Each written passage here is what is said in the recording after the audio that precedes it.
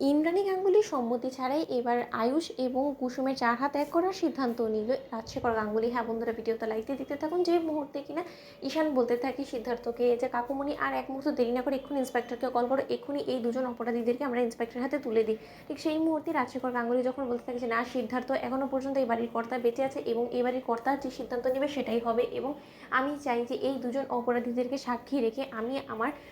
পুত্রবধূকে আমার ঘরে আনি এবং তার পাশাপাশি আমি আয়ুষ এবং কুসুমের 4 হাত এক করি, এবং এই সমস্ত কিছুর জন্য ওদের দুজনকে সাক্ষী রাখার জন্য আমি অনুশ্রী তোমাকে এবং মীনাকে তোমাকে বলছি, তোমরা দুজন মিলে ওদের দুজনকে ধরে এক্ষুনি ওদেরকে চেয়ারের সঙ্গে দড়িতে বেঁধে দাও, এবং যতক্ষণ পর্যন্ত না আয়ুষ এবং কুসুমের বিয়ে সম্পন্ন হচ্ছে ততক্ষণ পর্যন্ত ওদের হাত বাঁধা অবস্থায় এরকম করে ওরা যাতে এখানে থাকে সেই ব্যবস্থা করো। ঠিক সেই মুহূর্তে যখন কিনা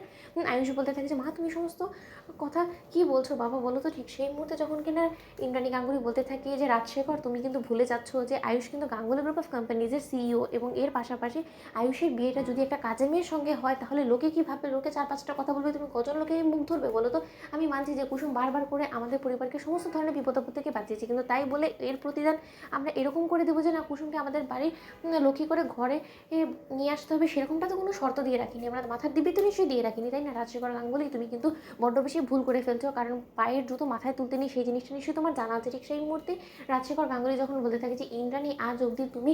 এই পরিবারের উপরে মাথার উপরে ছায়ার মতন রয়েছিলে এবং তুমি আমাদের বাড়ির বটগাছের মতন, কিন্তু তাই বলে তুমি কিন্তু সব ধরনের বিপদ আপদ থেকে রক্ষা করতে পারোনি আমাদের পরিবারকে, এবং আমাদের পরিবারে যে এত বড় একটা ধস নেমে আসছে সেটাও আন্দাজ করতে পারিনি। সেই সমস্ত কিছু থেকে আমাদেরকে রক্ষা করেছে, আগে থেকে আগাম পেয়ে সেই সমস্ত কিছু করেছে হলো গিয়ে আমাদের কুসুম। তাই কুসুমকে আমার মনে হয় যে আমাদের বাড়ির রক্ষা কবচ, এবং সেই সুবাদে আমি চাই আমার ছেলে মেয়ে এবং তার থেকে বড় কথা গোটা পরিবারকে আগলে রাখার জন্য কুসুমের থেকে যোগ্য পাত্রী আমি আমার আয়ুষের জন্য অন্তত দেখি না। এবং এতদিন ধরে তুমি তোমার নাক গলিয়ে তুমি সমস্ত সিদ্ধান্ত নিয়েছো এবং সেই সমস্ত সিদ্ধান্ত ভুল প্রমাণিত হয়েছে, তাই আজ এই রাজশেখর গাঙ্গুলি বাড়ির কর্তা এই সিদ্ধান্ত নেবে এবং আজ আয়ুষ এবং কুসুমের এই বিয়ে আসরে এই লগ্নেই ওদের 4 হাত এক হবে। ঠিক সেই মুহূর্তে ইন্দ্রাণী গাঙ্গুলি দেখে বসে এবং বলতে থাকে যে ঠিক আছে রাজ, তাহলে তুমি বরঞ্চ নিজের মতো করে নিজের ছেলের যখন জীবনে এত বড় একটা সিদ্ধান্ত নিয়েই ফেলেছো, তাহলে তুমি ওদের 4 হাত এক করার জন্য তুমি নিজে সাক্ষী থাকো এখানে, আমি কোনো মতে এখানে থাকবো না, কারণ এই বিয়েতে আমার সম্মতি নেই। অন্যদিকে আয়ুষ যখন বলতে থাকে যে মা তোমার সম্মতি ছাড়া আমি কী করে বিয়েটা করতে পারি, অন্যদিকে রাজশেখর গাঙ্গুলি বলতে থাকে যে তাহলে ঠিক আছে,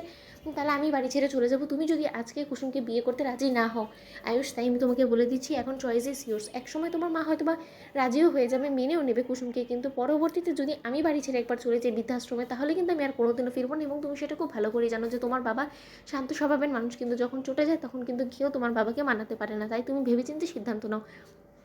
অন্যদিকে ইন্দ্রাণী গাঙ্গুলি সেই স্থান ত্যাগ করে। তো বন্ধুরা লাইক এবং শেয়ার করে সাবস্ক্রাইব করতে ভুলো না।